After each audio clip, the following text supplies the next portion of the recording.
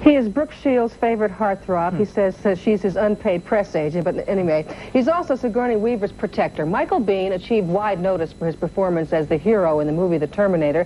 He followed that with 2 television portrayals as a racist cop on a 3-part Hill Street Blues, and as a schizophrenic doctor in the television miniseries Deadly Intentions. Currently, he's starring in Aliens, the sequel to the 1979 film Alien. In the movie, he plays Sigourney Weaver's love interest and comrade in arms involved in the battle against the vicious outer space aliens.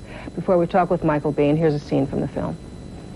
Hey, I want to introduce you to a personal friend of mine. This is an M41A pulse rifle, 10 millimeter, an over and under 30 millimeter pump-action grenade launcher.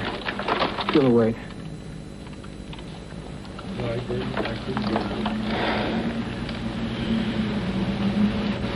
Okay, what do I do? Okay, pull it in tight here. Right. Lean into it. Mm-hmm. All right, out will kicks in. All right, when the counter reads 0 here, you... I press this up? That's right. And get another one in quick. Slap it in hard. Right. You're ready to rock and roll. What's this? That's a grenade launcher. I don't think you want to mess with that. You started this. Show me everything. I can handle myself. Yeah, I noticed. Welcome to Live at 5, Michael. I was curious about the weight of that gun.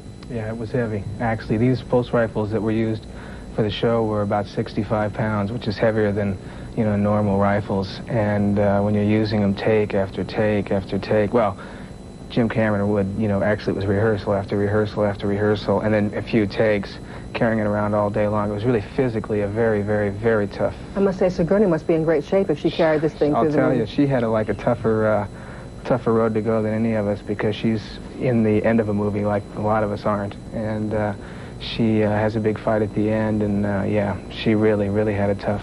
You mentioned Jim Cameron. He is the director of the film. He also wrote and directed The Terminator. Right. He co-wrote Rambo. Does this tell us that the sequel to Alien is quite a different film? Well, you know, when he co-wrote Rambo along with Stallone, and I think that Cameron would tell you that most of what ended up on the screen is what Stallone wrote. I think The Terminator and Aliens are similar, that I think that they both have got very strong stories, and at the same time are very good action movies. It's not very often that you get an action movie that's got a real strong story like The Terminator did, and again with Aliens, it's a really good story with a lot of integrity, and I just can't tell you how talented this Jim Cameron is. He's young, 30, 31 years old, and this is the most exciting movie that I've ever seen. I watched it with an audience, and they just went nuts, and I can see why. They cheered, and they laughed, and they screamed, and it scared everybody to death, and they all clapped at the end, and it's just really amazing to watch the audience participation with the movie. It's nice to see that the reviewers are as enthusiastic about this film as you are. For one, Pia said it's the best of this kind that she's ever seen. I wonder, should the special effects people share star billing on this one? Well, yeah, the special effects are excellent on it. Towards the end of the movie, when things are breaking up, there's just some amazing stuff. Really, really good special effects. But again, being an actor, I like to emphasize that there's a good story, and I think it's well acted and well directed from that standpoint. It's not just a science fiction movie. It's not just a special effects movie. It's a good story. Well, it's mentioned in the things that are written about it that the director doesn't seem to be out so much to scare people as he is to have you identify with the characters, and so he sets up situations, and by the time the situation comes, I mean, you're really ready for it. Yeah. It's like the first Alien was sort of like a walk down a dark alley. Slowly, you know, something's out there, and you think that maybe something, and that's where the scare comes from. This is like a roller coaster ride in a fun house. Things are just, you know, breaking all over the place.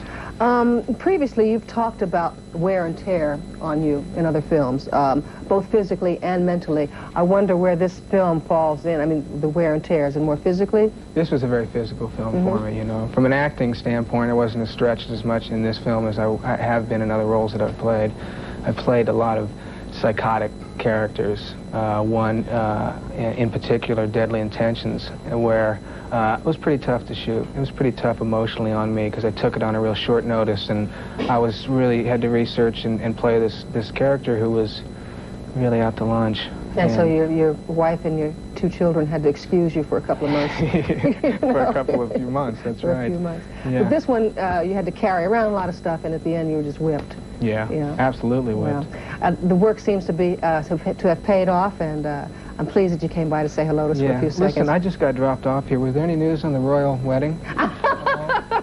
Well, we had a word or two, Okay. and we probably have some more. Who knows? Okay, well, Thanks, Michael. Okay, Jack.